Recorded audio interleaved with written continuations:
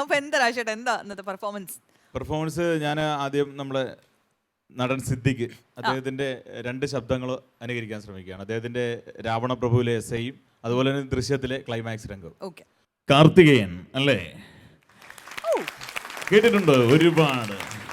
എന്റെ ഗുഡ്ബി എന്നോട് പറഞ്ഞിരുന്നു ഒക്കെ വയസ്സറിച്ച കാലം മുതൽ തന്നോട് ഒടുക്കത്തെ പ്രണയമായിരുന്നെന്ന്. പിന്നെന്തേ വിട്ടുകളഞ്ഞേ? ഇന്നലെ തമ്മി കണ്ടപ്പോ എന്തൊക്കെ വെച്ച് കീച്ചുന്നുണ്ടായിരുന്നല്ലോ. ചെത്തുവെന്നോ മാന്തുവെന്നോ?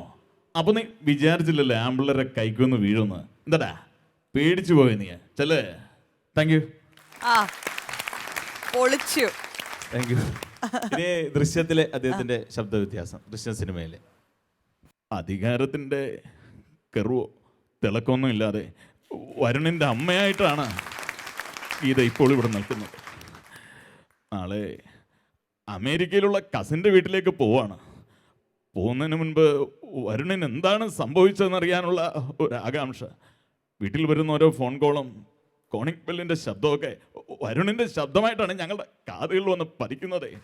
അതിൻ്റെ നിരാശയും പ്രതീക്ഷയൊക്കെ താങ്ങാനാവാത്തതുകൊണ്ട് ചോദിച്ചു പോവുക. ഞങ്ങൾ ഇനിയും അവന് വേണ്ടി കാത്തിരിക്കണോ? മനസ്സിലാകും. നിങ്ങൾക്ക് ഞങ്ങളെ വിശ്വാസമായി കാണില്ല. ബുദ്ധിമുട്ടിച്ചതിൽ ക്ഷമിക്കണം കേട്ടോ. വരട്ടെ. Thank you.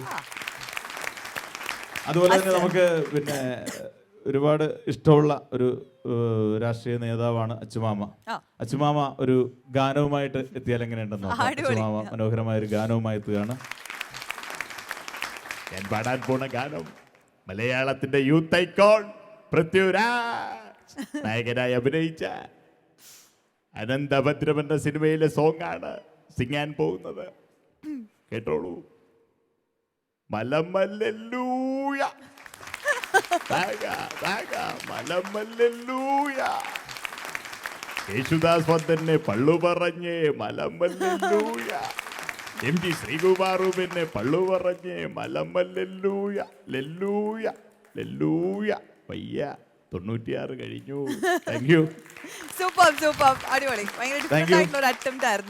ഒരുപാട് ഹിറ്റ് ചിത്രങ്ങൾ അഭിനയിക്കുകയും വില്ലൻ വേഷങ്ങൾ ചെയ്യും സംവിധായകനും നിർമ്മാതാവും ഒക്കെ ആയ ജോയി മാത്യു സാറിന്റെ ആമേൻ എന്ന ചിത്രത്തിലെ ശബ്ദം അനുകരിക്കാൻ ശ്രമിക്കുകയാണ്. ആമേനിലെ കുമരങ്കിരി പള്ളിക്കാരി ഫാദർ ഉറ്റപ്ലാക്കൻ.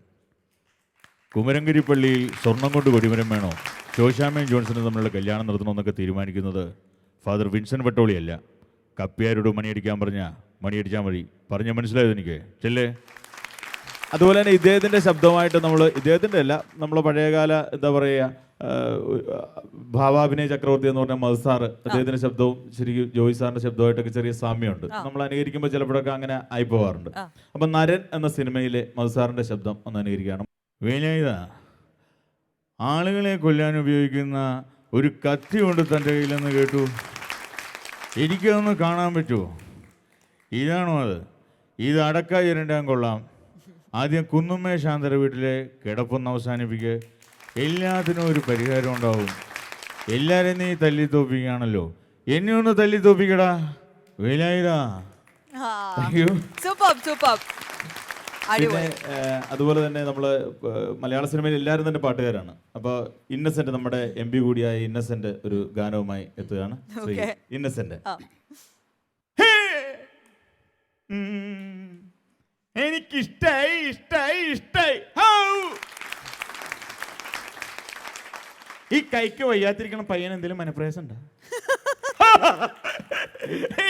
എന്നോട് പറയൂ. ഇങ്ങിട്ട് ഗുജാര ഗുജാര ഇങ്ങിട്ട് ഗുജാര. അച്ചുമാമ മാത്രമല്ല പാട്ട് പാടണേ, ഞാനും പാടും നല്ല മനോഹരമായിട്ടുള്ള പാട്ടുകൾ. എന്റെ പാട്ട് കൈയടിക്കോ? എന്താ പാടാം. കുണുക്ക് പെൺമണിയേ ഞുണുക്ക് വിദ്യകളാൽ മാടപ്രാപിറ പോലെ കുണുക്കിലാക്കണം. തുടുത്ത പുങ്കവിളിൽ അയ്യേ നനുത്ത പുഞ്ചിമിഴിൽ മുത്താരം മുകിലാരം മുത്തമേകണം. Thank you. അടിപൊളി രാജേട്ടാ. മിസ്റ്റർ ബട്ട്ലറിന്റെ പാട്ടല്ലേ? സൂപ്പർ. ഒരു രക്ഷയായിരുന്നു. മലയാള സിനിമയിൽ ഒട്ടനവധി കഥാപാത്രങ്ങൾ അവതരിപ്പിച്ച് നമ്മുടെ മനസ്സിൽ ഇന്നും ജീവിക്കുന്ന അനശ്വരനായ ഒരു താരമാണ് മുരളി. മുരളി സാറിന്റെ അമരം, ലാൽസലം എന്ന ചിത്രങ്ങളിലേക്ക് ശബ്ദങ്ങൾ ഞാൻ അനുകരിക്കാറുണ്ടായിരുന്നു. അപ്പൊ മുരളി സാറിന്റെ ശബ്ദം ഒന്ന് അനുകരിക്കാം.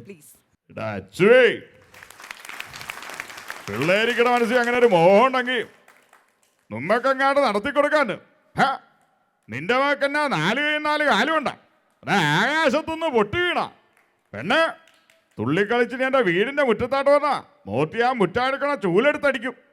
പാമ്പിനാണല്ലോ ഞാൻ പാല് കൊടുത്തത്. ഭാരതി നീ വീട്ടിൽ പോവാൻ.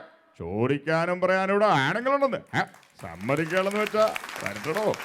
Thank you.